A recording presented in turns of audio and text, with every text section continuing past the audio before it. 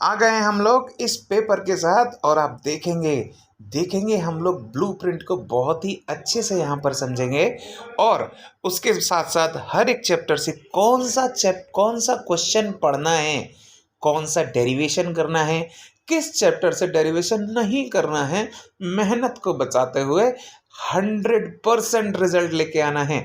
Video के and तक बने रहना। आपको हर एक चैप्टर से इम्पॉर्टेंट टॉपिक्स बताऊंगा, जो करने हैं वो बताऊंगा और मैं गारंटी दे रहा हूं इस पेपर से ही सब कुछ फंसने वाला है। जो यहाँ टॉपिक्स बताऊंगा उससे पूरा का पूरा पेपर आने वाला है। जी हाँ, ये पिछले कई साल के पेपर्स को मैंने स्टडी किया है, बहुत अच्छे से देखा है, उसके बाद उन सब का निचोड़ आपके लिए लेके आया हूँ। तो बने रहो, देखते रहिए हर चैप्टर से क्या क्या पढ़ना है। लास्ट के कुछ दिन बचे हैं, स्लॉग ओवर्स चल रहे हैं, तो बस छक्के और चौके मारने हैं। बहुत अच्छे से पढ़ना है, मज़े से पढ़ना है और मेन चीज़ फालतू की चीज़ें नहीं पढ़नी है। चलिए आगे बढ़ते हैं। तो देखिए बेटा, चैप्टर नंबर 1 के ऊपर आ जाते हैं। आपको दिख रहा होगा एक दीर्घ उत्तरीय प्रश्न, यानी एक लॉन्ग आंसर टाइप क्वेश्चन, जो 1 और 2 मतलब ऐसे बना होगा। जैसे कि मान लो क्वेश्चन है गया आ गया कि एक डाइपोल क्या होता है, मान लीजिए, ठीक है, डाइपोल क्या हो गया और उससे रिलेटेड कोई एक डेरिवेशन, ठीक है ना, एक्सियल लाइन पर बताइए या इक्वेटोरियल लाइन पर बताइए, ठीक है। तो उससे रिलेटेड इस तरह का क्वेश्चन हो सकता है। मान लीजिए गॉस का नियम, गॉस की थ्योरम आ सकती है, ठीक है। मान लेते हैं आपको क्या करना है, गॉस के थ्योरम में आपको कर लेना गॉस का नियम, गॉसेस थ्योरम, ठीक है। और उससे रिलेटेड मान लीजिए कोई एक डेरिवेशन आ गया, जैसे कि मान लीजिए कोई इन्फिनिटी वायर जो था ना, इन्फिनिटी लेंथ का वायर, ठीक है, इसके किसी जगह पर आपको पास इंटेंसिटी ऑफ इलेक्ट्रिक फ्लक्स निकालनी है आपको, ठीक है। तो वो आपको निकालने होंगी, या फिर मान लीजिए कोई एक सरफेस वाला आ सकता है। तो बेसिकली एप्लीकेशन यानी गॉस के नियम के अनुप्रयोग, है ना, या तो ये पूछ लेंगे।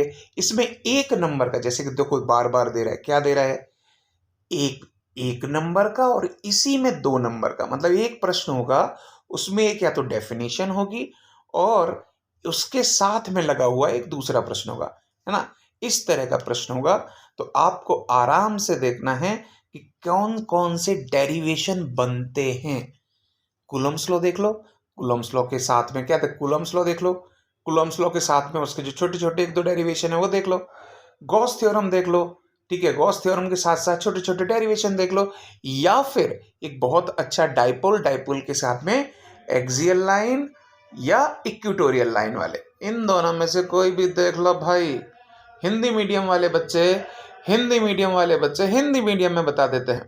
हिंदी मीडियम वाले बच्चे अगर नहीं समझ पाए हो तो कोनो दिक्कत नहीं भाई, क्या कर लीजिए, कुछ कुछ तो समझ में आया होगा कि कूलोम का नियम है ना, कूलोम का नियम और उससे जुड़े हुए 2 3 डेरिवेशन, उससे जुड़े हुए कौन कौन से हैं, कि मान लीजिए एक कोई चार्ज है, उसके पास में कई सारे और चार्ज हैं, ठीक है। तो इन सभी की वजह से इसके ऊपर कितना बल लग रहा होगा, इसका एक डेरिवेशन होता है ना। और मान लीजिए गॉस के नियम में क्या होता है भैया, गॉस का नियम क्या होता है, गॉस के नियम के अनुप्रयोग क्या हो जाएंगे, जो कि अभी मैंने बताया। एक अनंत लंबाई का तार होगा उसके पास में, ठीक है, उसके पास में किसी जगह पर विद्युत क्षेत्र आपको निकालना होगा, एक शीट वाला होगा, और जितने भी अनुप्रयोग आपने देखे होंगे, ठीक है, वो कर रहे हैं। फिर डाइपोल के केस में डाइपोल क्या हो जाता है आपका, द्विध्रुव वाली बात अगर आपने देखा तो ये द्विध्रुव के अक्ष और निरक्ष, अक्ष या निरक्ष पर, ठीक है, इस पर आपकी विद्युत क्षेत्र का मान कितना होगा वो आपको निकालना है, आराम से निकालना है बेटा। और तो ये तो हो गया भैया बड़ा वाला प्रश्न। छोटा वाला प्रश्न क्या होगा भाई, छोटा वाला प्रश्न आपको दिया गया है एक, आपका या तो ऑब्जेक्टिव टाइप क्वेश्चन होगा या फिल इन द ब्लैंक होगा, ठीक है ना। ऑब्जेक्टिव टाइप प्रश्न ऐसे आ सकता है जैसे कि आपने सैंपल पेपर में देखा होगा कि मान लीजिए 2 चार्ज हैं, उनके बीच, देखो ज्ञान के ऊपर है, आपकी वो ज्ञान होना चाहिए उन चीज़ों का, है ना। तो इनके मध्य में अगर कोई बल F लग रहा है, तो अगर मान लीजिए इनकी दूरी हमने बढ़ा के दोगुनी कर दी, ठीक है, तो अब इनके बीच का लगने वाला फोर्स क्या हो जाएगा भैया, है ना। तो इस तरह से यानी कूलम का, यानी आपको कोई एक जो न्यूमेरिकल आता हो, तो मतलब बेसिकली आपको फॉर्मूलाज आना चाहिए, कॉन्सेप्ट क्लियर होना चाहिए। आप आराम से, इतना टफ नहीं आता बेटा, बहुत आराम से ये 1 नंबर वाला प्रश्न कर लोगे, कोई दिक्कत नहीं है। चलिए बढ़ते हैं दूसरे चैप्टर की तरफ। इसमें क्या देख रहा है, अरे भाई ये देखते हैं, यहाँ तो 3 प्रश्न आने हैं और 3 नंबर का दे रहा है यहाँ तो, है ना। तो भाई टेंशन की बात ही खत्म। मतलब मतलब 3 क्वेश्चन आने हैं, तीनों 1-1 नंबर का आएगा। तीनों क्वेश्चन 1 नंबर, 1 नंबर और 1 नंबर, 1 नंबर, 1 नंबर, 1 नंबर। ध्यान रखने वाली बात है कि वतुनिष्ठ 1 है, वतुनिष्ठ का मतलब एमसीक्यू, ठीक है। एमसीक्यू इसके साथ में और fill in the blank, MCQ और फिल इन द ब्लैंक, ठीक है। तो रिक्त स्थान वाला या फिर एमसीक्यू, इन दोनों में से कोई एक आ जाएगा यहाँ पर। और अति लघु यानी 2 ऐसे होंगे जिनके बारे में प्रश्न दिया होगा और उसके बारे में एक पंक्ति में, एक लाइन में आपको आंसर देना होगा। ये 3 तरह के क्वेश्चन है। तो सबसे पहली चीज, अब मन ढंग से पढ़ लेते हैं, जरा सोच लेते हैं, विचार कर लेते हैं क्या, कि बहुत सिंपल सी बात है भैया, इसमें डेरिवेशन तो करनी ही नहीं है ना। 1-1 नंबर के क्वेश्चन है, डेरिवेशन करना ही नहीं है, कोई टेंशन ही नहीं है। करना क्या है, देखो देखो कि किस तरह के क्वेश्चन बनते हैं, किस तरह से क्वेश्चन बनते हैं। मतलब जैसे कि कैपेसिटर है, कैपेसिटर यानी धारिता हिंदी में कहते हैं, ठीक है। कैपेसिटर मान लेते हैं, धारिता हम बोल देते हैं। अब मान लेते हैं कि एक समांतर प्लेट यानी पैरेलल प्लेट कैपेसिटर है। इनकी बीच की डिस्टेंस को अगर हमने मान लीजिए 2 गुना कर दिया, ठीक है। इनके एरिया को मान लीजिए कुछ चेंज कर दिया, एरिया a/3 पड़ गया। तो अब C की वैल्यू में यानी कैपेसिटेंस यानी संधारित्र की वैल्यू में क्या अंतर आने वाला है, मान लीजिए इस तरह का आपका एक एमसीक्यू हो जाएगा, ठीक है। और 1-1 नंबर के क्वेश्चन हो सकते हैं। ध्यान रखना, 1-1 नंबर का क्वेश्चन किसके ऊपर आएगा, एक आपका पूछा जाएगा आपसे कोई यूनिट बताइए भैया। मान लीजिए यूनिट जूल पर कूलम किसकी यूनिट है, मान लो जूल पर कूलम क्या होता है, जूल वर्क डिवाइडेड बाय 4। तो ये किसकी यूनिट हो गई, इलेक्ट्रिक पोटेंशियल की, विद्युत विभव की, है ना। तो इस तरह से आपसे एक क्वेश्चन आएगा, यूनिट पूछा जाएगा जिसके अंदर, ठीक। और उसके बाद 2 क्वेश्चन आपका एक एक पंक्ति वाले पूछे जाएंगे। टेंशन नहीं लेना है, बहुत आसान आसान प्रश्न होते हैं बेटा। डेरिवेशन को त्याग दो, नहीं करने हैं डेरिवेशन, आराम से मजे लो, ठीक है। आगे बढ़ते हैं। तो भैया तीसरे चैप्टर में देखो क्या है, अरे भैया 1 नंबर का तो एक क्वेश्चन है हमको, एक एमसीक्यू चमक गया। और क्या चमका, और क्या चमका, और क्या चमका, ये देखो भाई एक अति लघु प्रश्न है 1 नंबर का, ठीक है। और 2 क्वेश्चन दिख रहे हैं 1.5-1.5 नंबर के। चलो भाई मतलब समझने वाला है, एक तो एमसीक्यू आना है भाई, दूसरा प्रश्न क्या आना है, दूसरा एक 1 लाइन वाला क्वेश्चन आना है, तीसरा 1.5 मार्क के यानी 1.5 के 2 प्रश्न आने हैं। चलो भैया तो कैसा आएगा, क्या आएगा, टेंशन नहीं लेने का, बहुत आसान आएगा। देखो एक तो आपका आ जाएगा रेजिस्टिविटी यानी प्रतिरोधकता, है ना। इसके ऊपर देख लो आप, प्रतिरोधकता क्या होती है, रेजिस्टिविटी क्या होती है, ठीक है, ठीक। और इसके ऊपर आपको इस तरह का प्रश्न क्वेश्चन बनता है कि मान लीजिए एक रेजिस्टेंस है, प्रतिरोध है, इसके 3 टुकड़े कर दें तो क्या होगा, इसको सीरीज पैरेलल में कनेक्ट कर दें तो क्या होगा, है ना। तो और क्या हो जाएगा, मान लीजिए एक तार है, उसे हमने लंबा कर दिया, लेंथ को l/2 कर दिया, आधा कर दिया मान लीजिए, उसका एरिया कुछ चेंज हुआ होगा। तो अब नई प्रतिरोधकता यानी प्रतिरोध की वैल्यू नई क्या होगी, प्रतिरोधकता क्या होगी, इस तरह का एक प्रश्न बनेगा ही बनेगा। टेंशन नहीं लेना, बनेगा ही बनेगा, है ना। उसके ऊपर आप देख लें। उसके बाद 1 नंबर का और क्वेश्चन आता है। तो उस 1 नंबर के प्रश्न को ज्यादा सोचने वाली बात नहीं है, कलर कोडिंग के अंदर से आ सकता है, ठीक है।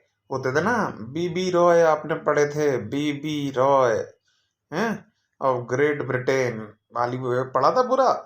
हाँ जी भाई, तो उस हिसाब से आपको आर की वैल्यू या रो की वैल्यू, रेजिस्टेंस की वैल्यू निकालने को आ सकती है। ठीक है, एक एक नंबर का इस तरह का प्रश्न बनेगा, या कोई डेफिनेशन छोटी सी बन सकती है यार, कोई दिक्कत थोड़ी ना है। और उसके बाद तो भैया आपको दो प्रश्न दिख रहे हैं 1.5 नंबर के। उसमें एक प्रश्न तो बेटा पता कौन सा होगा? एक प्रश्न होगा, मान लीजिए किसी भी सर्किट में, किसी भी परपथ में कुछ प्रतिरोध दे दिए गए हैं। आपको क्या करना है? आपको भैया कुल प्रतिरोध निकालना है। ए बी है तो इनके मान लो कोई कोई मान है, तो इनके इसकी वैल्यू निकाल लो। तो कैसे सॉल्व करोगे? देखो, दो दो दो 6 हो गए, इसके पैरेलल में 3 हो गया तो फिर से 2 हो गया, ये दो दो दो फिर से 6 हो गया, आंसर 6 हो गया, 6 ओम, है ना। तो इस तरह का एक क्वेश्चन बनेगा, आपको नेट रेजिस्टेंस फाइंड आउट करना होगा एक सर्किट के अंदर। दूसरा क्वेश्चन कौन सा होगा, उसके लिए आप टॉपिक्स नोट कर लीजिए। टॉपिक्स कौन कौन से होते हैं? एक तो आ जाता है आपका ड्रिफ्ट वेलोसिटी। ड्रिफ्ट वेलोसिटी पढ़ लो भैया अच्छे से, है ना। उसके बाद क्या कर लो? मीटर ब्रिज कर लो। मीटर ब्रिज पोटेंशियोमीटर तो हालांकि आप लोग किसके ऊपर पढ़ लोगे अभी? मीटर ब्रिज पोटेंशियोमीटर में अभी आप क्या कहते हैं, अभी आप प्रैक्टिकल्स में आपने पढ़ा ही होगा, है ना। तो इसमें तो आपको आसानी से आता भी होगा, तो ज़्यादा कुछ करना की बात नहीं। मीटर ब्रिज पोटेंशियोमीटर, उसके साथ साथ आपको आपको आपको ओम्स लॉ की लिमिटेशन वगैरह पढ़ी थी ना, और छोटी छोटी इसके बीच में रिलेशन थे, जैसे I is equals to N E A V D एक रिलेशन था। ठीक है, इसमें रो की जो वैल्यू फाइंड आउट करनी थी, M upon N E square tau, है ना, ये जो रिलेशन निकल के आया था। तो ये छोटे छोटे छोटे और कर लो यार। किरचॉफ लॉ के बारे में पूछ सकता है। किरचॉफ लॉ क्या होता है? अरे भाई, किरचॉफ लॉ का केवीएल और केसीएल, है ना, इनके बीच में आराम से पढ़ लेना, इनसे एक एक नंबर के निपट जाएंगे, कुछ नहीं है कि नहीं बेटा। चलो आगे बढ़ जाते हैं। जो बच्चे हिंदी मीडियम के थे उसके लिए कुछ एक शब्द जैसे बदल गए हों, तो ज़्यादातर तो आ गया होगा वैसे समझ में, इतने तो होशियार हो मुझे पता है बच्चे। तो पोटेंशियोमीटर था, उसको क्या कहते थे? विभव मापी, आपने किया ही होगा। इसको क्या कहते थे? विभव मापी, विभव मापी, है ना। आपकी ड्रिफ्ट वेलोसिटी थी, ड्रिफ्ट वेलोसिटी क्या होता है? आपका अपवहन वेग, है ना। तो ये वाले कुछ हैं टॉपिक्स जो आपको करना है भाई, कोई दिक्कत नहीं। चलो अगले चैप्टर की तरफ बढ़ जाते हैं। अगला चैप्टर है अच्छा वाला चैप्टर, कौन सा? गतिमान आवेश, यानी मूविंग चार्जेस क्रिएट्स मैग्नेटिज्म। चलो भाई, है ना। तो ये देख लेते हैं, एक दो क्वेश्चन दिख रहे हैं आपको और 4 नंबर दिख रहा है, यानी एक क्वेश्चन आएगा 3 नंबर का जैसे पहले चैप्टर में था। ठीक है, एक क्वेश्चन आएगा 3 नंबर का और एक प्रश्न आएगा 3 नंबर, मतलब एक प्रश्न 1 नंबर का। और इसमें एक वतुनिष्ठ दिख रहा है, यानी वही वाली बात हो गई आपकी, एमसीक्यू हो गई, एमसीक्यू हो गई। और लेकिन किसके ऊपर? ज्ञानोपयोग के ऊपर। ठीक है, एक एमसीक्यू हो गई आपकी और दूसरी हो गई एक 3 नंबर। पहले 3 नंबर वाले क्वेश्चन की बात कर लेते हैं। तो भैया बहुत सिंपल है, 2-3 टॉपिक ही पढ़ना है, ज़्यादा कुछ करना ही नहीं है। क्या करना है? आप पढ़ लीजिए बायो सेवर्ट का लॉ, है ना भैया, बायोट सेवर्ट नियम। ठीक है, बायो सेवर्ट लॉ, इसके 2 एप्लीकेशन हैं, 2 अनुप्रयोग हैं इसके, है ना। इसके 2 एप्लीकेशन हैं, याद है कि नहीं? कौन कौन से हैं बताना पड़ेगा क्या? 2 एप्लीकेशन है बायो सेवर्ट लॉ में। एक तो है इसके इसके सेंटर पर एक करंट कैरिंग वायर है, इसके सेंटर पर आपका वैल्यू ऑफ वेलोसिटी, क्या कहते हैं, ये magnetic field, intensity of magnetic field निकालनी है। ठीक है, तो वो एप्लीकेशन हो गई। और एक क्या हो गई? इसके एक्सियल लाइन पर कर दीजिए। कौन सा? एक ये वाला था, आप ध्यान दीजिए कि ऐसा कुछ यहाँ मैग्नेटिक फील्ड ऐसी बनती थी, है ना। तो ये वाला एक कर लेना। इसमें भी यहाँ इस पॉइंट पर आपको इंटेंसिटी ऑफ मैग्नेटिक फील्ड कितनी होगी ये निकालनी है। तो एक 2 एप्लीकेशन तो बायो सेवर्ट लॉ की हो गई। अच्छा जी, और क्या हो गया? अच्छा ध्यान रखना, इसमें 1 नंबर और 2 नंबर ऐसे जुड़ा हुआ है, 1, 2। इसका मतलब है कि एक तो डेफिनेशन आएगी, साथ में एक डेरिवेशन आएगा। तो डेफिनेशन जो भी आप पढ़ेंगे, बायोसेवर्ट के नियम की आप डेफिनेशन रखेंगे, उसके बाद उसका डेरिवेशन करेंगे। दूसरा, एम्पियर का परिपथीय नियम, एम्पियर सर्किटल लॉ, ठीक है, एम्पियर सर्किटल लॉ, एम्पियर का परिपथीय नियम, परिपथीय नियम, ठीक है ना। तो इसके भी दो अनुप्रयोग हैं, उसके तीन हैं एक्चुअली, इसके तीन हैं। कौन कौन से? एक तो होता है एक वायर वाला, है ना, छोटा सा बढ़िया सा था डेरिवेशन एक। दूसरा क्या था? एक पारिनालिका यानी सोलेनॉइड वाला। तीसरा क्या था? एक टोरॉइड वाला, है ना, टोरॉइड वाला, ये वाला, ठीक। तो ये तीनों जगह पर, तीनों केसेस में आपको इंटेंसिटी ऑफ मैग्नेटिक फील्ड, छोटे छोटे डेरिवेशन है, तैयार कर लो यार आराम से, कोई दिक्कत नहीं है। अच्छा जी, एक और क्या आ सकता है सर जी इसके अलावा? तो भैया एक चीज जो मैंने देखा इसके अलावा, एक आध पेपर में और मिला मुझे, वो है आपका मूविंग कॉइल गैल्वेनोमीटर, चल कुंडली, जी, चल कुंडली मूविंग कॉइल वाला गैल्वेनोमीटर, ठीक है। मूविंग, सॉरी ये डायग्राम मैंने गलत बनाया यार, मैं क्या दिमाग में चल रहा था मेरे, मूविंग कॉइल गैल्वेनोमीटर, चल कुंडली धारामापी, ठीक। हाँ, इसके बारे में और पढ़ लेना, इसका छोटा सा डेरिवेशन है वो भी कर लेना, है ना। चलिए भाई, उसके बाद आ जाते हैं, उसके बाद इसके दूसरा प्रश्न कौन सा है? इसके भैया दूसरा प्रश्न तो एक है इसके अंदर, वतनिष्ठ एक नंबर का, वतनिष्ठ एक नंबर का प्रश्न है, वो कैसे आने वाला है सर? तो भैया एक नंबर का कैसा प्रश्न होगा, सोचने वाली बात है। ज्ञानोपयोग, अपने ज्ञान का उपयोग करना है भाई आपको, यानी न्यूमेरिकल हो सकता है भाई, और भी चीजें हो सकती हैं, छोटे छोटे चीजें, मतलब एक सी दूसरी एक डेरिवेशन से दूसरा डेरिवेशन कोई बना लो, ठीक है। मान ले कोई किस तरह का डेरिवेशन आएगा, किस तरह के न्यूमेरिकल आएगा जो एक नंबर के में आ सकता है। जैसे कि आपका एमसीक्यू में, आपका सैंपल पेपर में भी पूछा गया था कि मान लीजिए कोई टोरॉइड है, ठीक है, इसमें कितने फेरे हैं। उसके बाद, इसके बाद आपको कुछ ना कुछ चुंबकीय क्षेत्र का मान निकालना था, है ना। तो वही था, इस तरह का एक छोटा सा न्यूमेरिकल हो सकता है। ध्यान रखना, ज्ञानोपयोग है, आपको आपके ज्ञान का उपयोग करना है, ठीक है। तो इस तरह का थोड़ा सा अच्छा वाला एक क्वेश्चन आएगा इसको, तो इस तरह की तैयारी कर लेना है, एक छोटे से न्यूमेरिकल की तैयारी कर लेना, है ना। चलिए आगे बढ़ जाते हैं, आगे बढ़ जाते हैं भाई, आगे बढ़ जाते हैं। अगला चैप्टर, अच्छा चैप्टर कौन सा? चुंबकत्व और द्रव्य। अरे भाई 3 क्वेश्चन 3 नंबर के, यानी फिर से डेरिवेशन भूल जाओ, कोई टेंशन नहीं, ठीक है। 3 प्रश्न 3 नंबर, 2 हैं वतुनिष्ठ और एक है अति लघु, 2 हैं एमसीक्यू और एक है अति लघु। तो एमसीक्यू में किस तरह का आएगा भैया? एक तरह का, ये देखो, ये कुछ आपने पढ़े होंगे, μr-1 जाई एम, है ना, ये कुछ रिलेशंस वाले होते थे, इस तरह का एक रिलेशन वाला मैंने क्वेश्चन देखा ही देखा है, हर पेपर जितने देखे हैं। तो ये जो जितने भी थे, चुंबकनशीलता या एक मैग्नेटाइजिंग फील्ड, मैग्नेटिक फील्ड, ठीक है, ये जितने आपके ये क्या कहते हैं फॉर्मूलाज बने थे, इसके ऊपर आप एक जो रिलेशंस को याद करके एक अच्छा सा देख लीजिए, सारे रिलेशंस के फॉर्मूलाज को अच्छी तरह देख लो, इन सभी के फॉर्मूलाज को अच्छी तरह से रट लो, ठीक है। उससे आपका एक क्वेश्चन बनेगा ही बनेगा।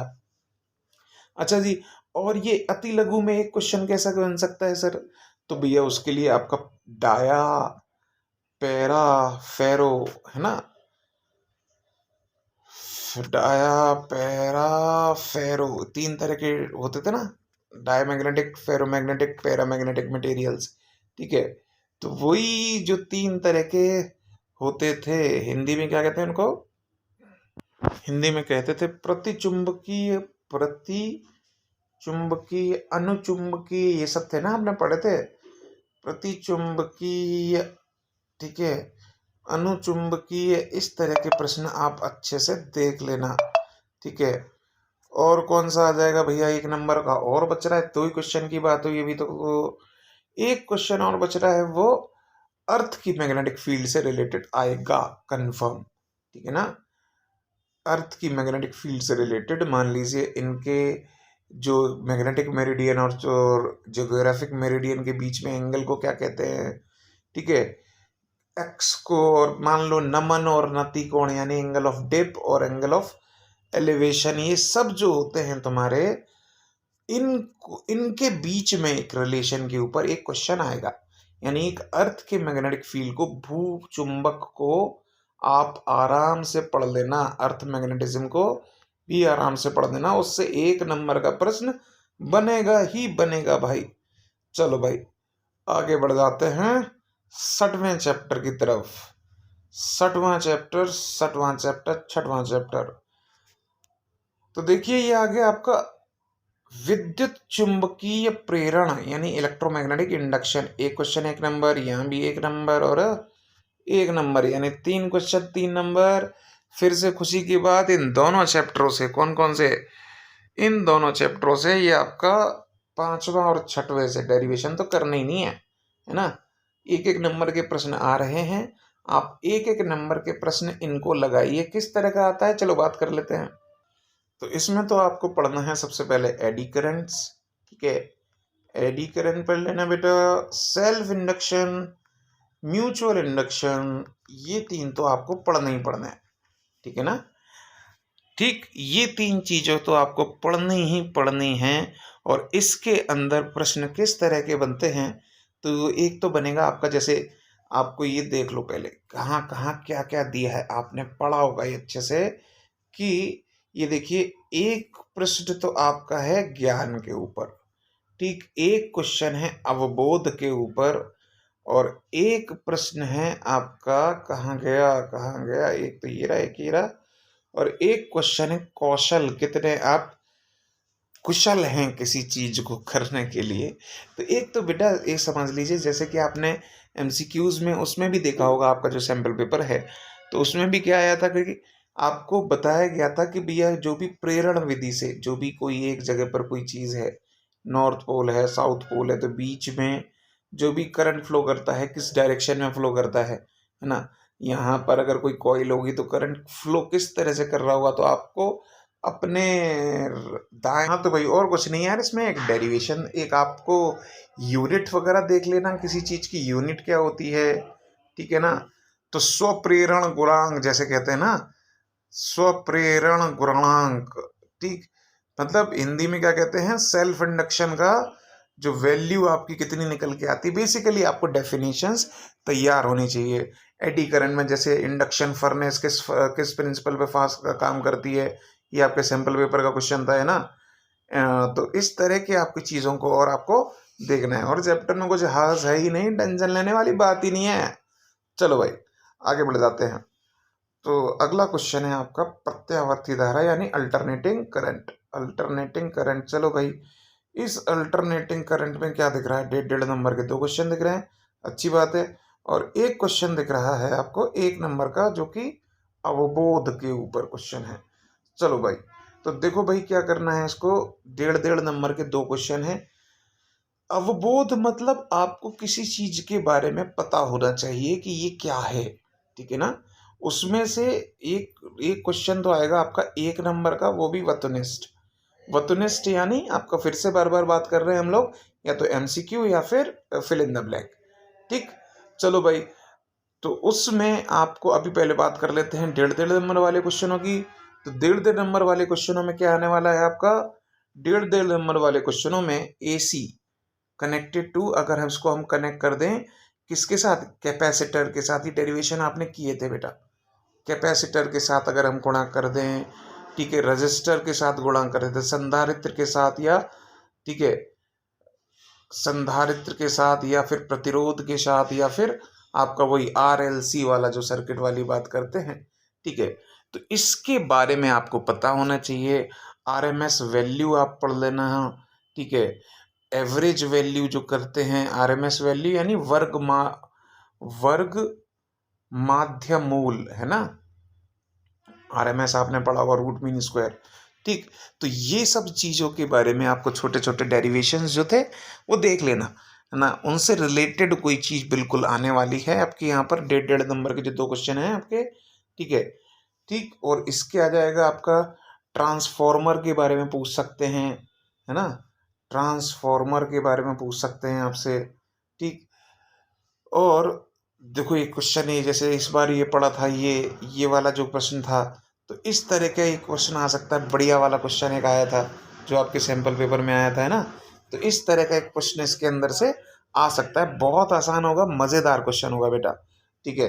तो ये क्या होगा, ये तो आपके हो गए, ये तो आपका हो गया प्रत्यावर्ती धारा, अल्टरनेटिंग करंट, इजी वाला चैप्टर, है ना। तो बढ़ जाते हैं आगे विद्युत चुंबकीय तरंगों के ऊपर। विद्युत चुंबकीय तरंगों में दिख रहा है आपको 2 क्वेश्चन आएंगे 1-1 नंबर के, एक ये रहा और एक ये रहा। तो भैया बहुत टेंशन ही है कि कहाँ गया, एक सेकंड पर, ये रहा, सॉरी ऊपर नहीं है, ये नीचे है, एक ये रहा और एक ये रहा सॉरी। तो देखो एक प्रश्न तो आपका किस तरह का आ जाएगा, एक अति लघु आना है 1 वर्ड का, और एक ही आपका एमसीक्यू आना है, ठीक है।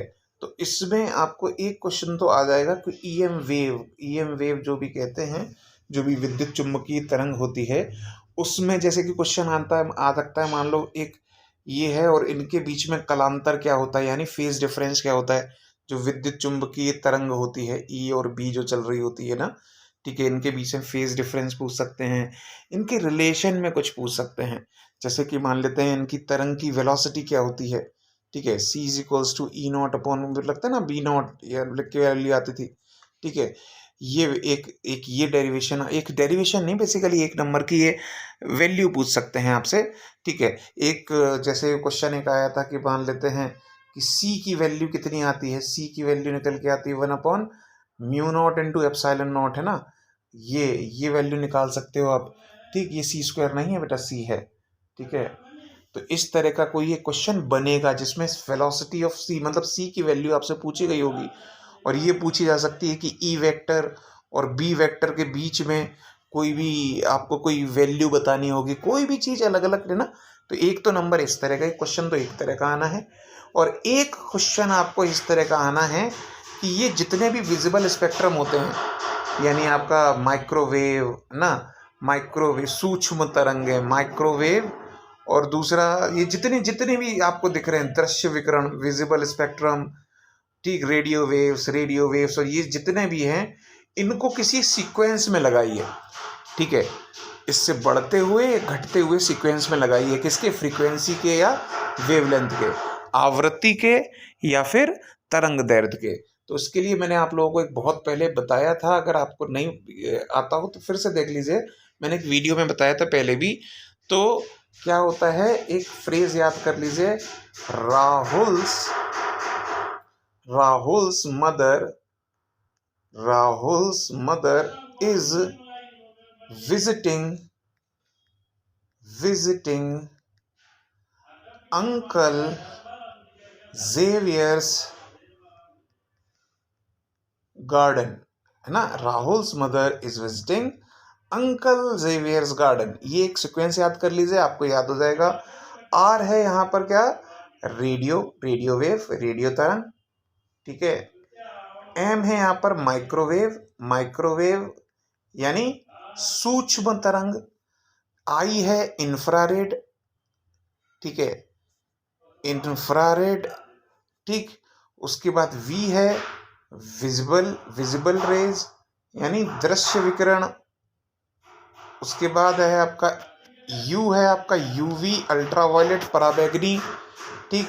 एक्स है एक्स किरणें, एक्स रेज, ठीक है। और जी है आपका गामा किरणें, ठीक। और ये कौन सा सीक्वेंस है, ये फ्रीक्वेंसी का बढ़ता हुआ सीक्वेंस है। ये फ्रीक्वेंसी बढ़ते हुए सीक्वेंस में कैसे, रेडियो, कैसे, ये देख लो, सॉरी ये देख लो, रेडियो, फिर आपका माइक्रो, ठीक। ये रेडियो की तरंग दैर्ध्य यानी लैम्डा सबसे ज़्यादा होगा, क्या चीज़ ज़्यादा होगी, वेवलेंथ सबसे ज़्यादा होगी, वेवलेंथ सबसे ज़्यादा आर की, फिर एम की, फिर आई की, फिर वी की, ठीक है ना। ये सभी जो दिख रहे हैं आपको, और अगर ये इसका लैम्डा ज़्यादा है तो ऑब्वियस सी बात है इसकी ड्यू कम होगी, यानी आवृत्ति यानी फ्रीक्वेंसी कम होगी, ठीक है ना। तो ये सीक्वेंस याद रख लो, अपने आप सब याद आ जाना है, कोई टेंशन नहीं है। ठीक है, तो एक क्वेश्चन आपका इस नंबर का, एक इस तरह का आपका एक क्वेश्चन बनना ही बनना है। ठीक है, चलिए आगे बढ़ जाते हैं। तो चलिए नेक्स्ट बुक की तरफ आ जाते हैं। नेक्स्ट चैप्टर में आपका आ जाएगा किरण प्रकाशिकी यानी रे ऑप्टिक्स। रे ऑप्टिक्स की बात कर लेते हैं भैया, सबसे बड़ा चैप्टर और सबसे ज़्यादा नंबर का भी आने वाला है, 3 क्वेश्चन आने वाले हैं। ठीक है, तो क्या क्या दिख रहा है आपको, क्या क्या दिख रहा है आपको? एक क्वेश्चन आने वाला है आपका 3 नंबर का। ठीक, एक क्वेश्चन आ गया आपको 3 नंबर का, और 2 क्वेश्चन आपको दिख रहे हैं 1.5 नंबर के। ठीक है, ऐसा ही है क्या? और भी कुछ है क्या? और भी कुछ है क्या? नहीं है, क्वेश्चन 4 नंबर का दिख रहा है भाई मेरे। एक ये और एक ये और एक ये, तो 4 नंबर का एक क्वेश्चन और 2 क्वेश्चन आपके आएंगे 1.5 नंबर के। ठीक है ना? तो भैया 3 प्रश्न हो चुके हैं, जो कि 7 नंबर का आने वाला हैवी वेट। यानी 1 नंबर के क्वेश्चंस इस चैप्टर से नहीं करने हैं हमको, छोटे छोटे प्रश्न तैयार नहीं करने हैं, बड़े की लड़ाई लड़नी है यहाँ पर इस चैप्टर में आपको। देखो, एक तो सीधा सीधा न्यूमेरिकल आएगा भाई, कौन कौन सा, कोई भी एक मान लेते हैं, कोई भी एक मिरर ले लेते हैं, दर्पण ले लेते हैं, इसमें एफ दे दिया गया होगा, वी दे दिया गया होगा, तो यू की वैल्यू फाइंड आउट करनी होगी, या यू होगा, वी होगा, एफ की वैल्यू फाइंड आउट करनी होगी। ठीक है, तो बेसिकली कुछ इस तरह का एक न्यूमेरिकल आपका आएगा। ठीक, आराम से लगा लेना, कोई टेंशन नहीं है, 1.5 नंबर का एक न्यूमेरिकल इसमें से यहाँ से फंस जाएगा भाई। ठीक, 1.5 नंबर का तो क्लियर कर लिया आपने। उसके बाद क्या आएगा, डेरिवेशंस पर अगर आप चले जाओ, तो डेरिवेशन में आपके पास आ जाते हैं रिफ्रैक्शन थ्रू कर्व्ड सरफेसेस वाले। ठीक है, आपका लेंस मेकर के ऊपर डेरिवेशन कर लेना। इसकी जो केसेस बनते थे रिफ्रैक्शन थ्रू कर्व्ड सरफेसेस वाले, ठीक है ना, मीडियम 1 से मीडियम 2 जाएगी अगर कोई, तो इसके डेरिवेशंस आपके तैयार होने चाहिए।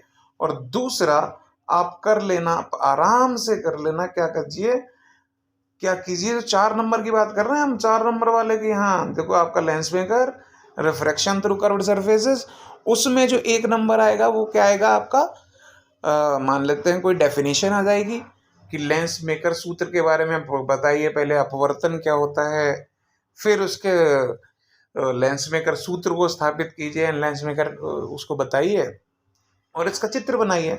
ठीक है, तो ये 1, 2 और 1 इस तरह से 4 नंबर का क्वेश्चन आएगा। ठीक है ना? तो आपको ये डेरिवेशन तैयार होना चाहिए, रिफ्रैक्शन थ्रू कर्व्ड सरफेसेस होने चाहिए, माइक्रोस्कोप, टेलीस्कोप, इनमें से एक फंसेगा ही फंसेगा। ठीक है ना? माइक्रोस्कोप या टेलीस्कोप, इसमें से कुछ या तो 1.5 नंबर का आपसे पूछ लेंगे या फिर 4 नंबर का बड़ा आ जाएगा। तो माइक्रोस्कोप और टेलीस्कोप, सूक्ष्मदर्शी या दूरदर्शी, है ना, सूक्ष्म या दूरदर्शी से आपका एक आ जाएगा। चलो भाई, तो एक ये 2 चीजें आपकी पहले निकल के आ जाती हैं। तो भैया क्या हो गया, क्वेश्चन 3 नंबर के क्वेश्चन 3 क्वेश्चन हो गए। पहला क्वेश्चन, एक क्वेश्चन तो आपका 1.5 नंबर का है, उसमें न्यूमेरिकल आना है आपका। एक 4 नंबर का जो इस तरह के बड़े आने हैं, और एक जो आपका और तीसरा जो आएगा वो इससे ही रिलेटेड, जैसे मान लेते हैं सूक्ष्मदर्शी को छोटा सा पूछ लिया आपको कि इसके आवर्धन यानी क्या कहते हैं, एम की वैल्यू को डिफाइन करते हुए इसके बारे में कुछ बताइए। कुछ आपसे ऐसा पूछ सकते हैं कि लेंस फॉर्मूला जो होता है ना, इसका डेरिवेशन करके दिखाइए। लेंस फॉर्मूला होता है, मान लीजिए 1/f equals to 1/v minus 1/u। तो इसका एक छोटा सा डेरिवेशन जो होते हैं वो पूछा जा सकता है एक दूसरे 1.5 नंबर के क्वेश्चन में। चलिए भाई, आगे बढ़ जाते हैं, आगे बढ़ जाते हैं अपने अगले चैप्टर की ओर। अगला चैप्टर आपका क्या है? अगला चैप्टर आपका है, ये है आपका तरंग प्रकाशिकी। तो भैया तरंग प्रकाशिकी में 4 प्रश्न हैं 5 नंबर के, तो यानी 2 क्वेश्चन है 1.5 नंबर के, 2 क्वेश्चन है 1-1 नंबर के। एक इसमें अति लघु है, एक वतनिष्ठ है, यानी वतनिष्ठ तो समझ ही गए आपने कि एक आपको इसमें या तो एमसीक्यू होगा या फिल इन द ब्लैंक होगा, और ये अति लघु 1 लाइन का होगा क्वेश्चन। ठीक है, और यहाँ पर जो 1.5 नंबर के आते हैं, इसमें आपको क्या क्या करने हैं, डिफ्रैक्शन। ठीक, जो 1.5 नंबर की बात कर लेते हैं, डिफ्रैक्शन, पोलराइजेशन। ठीक, आपको मेलस लॉ पूछ सकते हैं आपसे, ब्रूस्टर्स लॉ पूछ सकते हैं। ठीक है, और Young's double slit, YDSC, Young's double slit. ठीक है, तो ये डिफ्रैक्शन पोलराइजेशन, पोलराइजेशन क्या होता है, ध्रुवण, और डिफ्रैक्शन को क्या कहते हैं, डिफ्रैक्शन को क्या कहते हैं हिंदी में, विवर्तन, विवर्तन, है ना। तो भैया एक ये हो गया आपका डिफ्रैक्शन, विवर्तन, और फिर इसके हिसाब से आपको ये चीज़ें तैयार कर लेनी है बेटा, और ज़्यादा टॉपिक है ही नहीं, आराम से तैयारी करो भाई। ठीक, इसके बाद आ जाते हैं अगले चैप्टर की ओर, आपका डुअल नेचर, डुअल नेचर यानी द्वैत प्रकृति। तो इसमें आपको 1.5 नंबर के 2 क्वेश्चन दिखाई दे रहे हैं, और एक क्वेश्चन दिखाई दे रहा है 1 नंबर का। ठीक है, तो इसके लिए आप लोग फोटो इलेक्ट्रिक इफेक्ट अच्छे से कर लो, फोटो इलेक्ट्रिक इफेक्ट, है ना। और दूसरा क्या कर लीजिए, अल्बर्ट आइंस्टाइन जी का आइंस्टाइन्स इक्वेशन इसमें है, आइंस्टाइन की इक्वेशन इसमें है, ये आप अच्छे से कर लो। और तीसरी चीज आप क्या कर लो, इसके अंदर डेविसन जर्मर इसमें एक्सपेरिमेंट एक जो था, ठीक है, डेविसन जर्मर का एक्सपेरिमेंट एक जो आपने देखा था, ये 3 चीजें कर लीजिए, तीनों से ही ये क्वेश्चन फंस जाएगा। और ध्यान रखना, फाई कार्यफलन, है ना, जिसको कहते हैं, यानी आपका वर्क फंक्शन, उससे रिलेटेड एक न्यूमेरिकल आएगा भाई। ठीक है, और अच्छा वाला न्यूमेरिकल आएगा। ठीक है, किसी चीज पे इंसिडेंट रेडिएशन ये है, तो वो बेसिकली आइंस्टाइन इक्वेशन के अंदर से एक न्यूमेरिकल आने वाला है इस चैप्टर से, तैयार कर लेना भाई। ठीक है, अगला कर लो, अगले चैप्टर की तरफ चल लो भाई। समझ गए ना 3 क्वेश्चन क्या क्या होने वाले हैं। चलो भाई आगे आगे बढ़ जाते हैं। तो अगला आपका चैप्टर है परमाणु यानी एटम। एटम में भैया 1.5 नंबर के 2 क्वेश्चन आने वाले हैं। तो एक तो बेसिकली आपका न्यूमेरिकल होगा, जैसे कि मान लीजिए रेडियस दे दी गई है 3rd ऑर्बिट की, तो 1st ऑर्बिट की रेडियस निकालनी हो मान लो, तो वही जो रेडियस का आपको फॉर्मूला पता होना चाहिए कि रेडियस जो होती है ना, RN जो होता है प्रोपोर्शनेट होता है n स्क्वायर के, है ना। तो basically n square h square upon 4 pi square m के z स्क्वायर, ये वाला एक फॉर्मूला होता है ना। तो बेसिकली ये फॉर्मूलाज आपको पता होना चाहिए, ये फॉर्मूलाज आपको याद होने चाहिए, जिससे आप आराम से ये न्यूमेरिकल को सॉल्व कर सकते हो बेटा, आराम से कर लोगे, कोई दिक्कत नहीं होगी। ठीक है, तो 1.5 नंबर का तो ये हो गया। और 1.5 नंबर के न्यूमेरिकल में 1.5 नंबर के क्वेश्चन, 1.5 नंबर के क्वेश्चन में बचे हुआ आपका होगा कि भैया बोहर का पोस्टुलेट पूछ सकते हैं, है ना।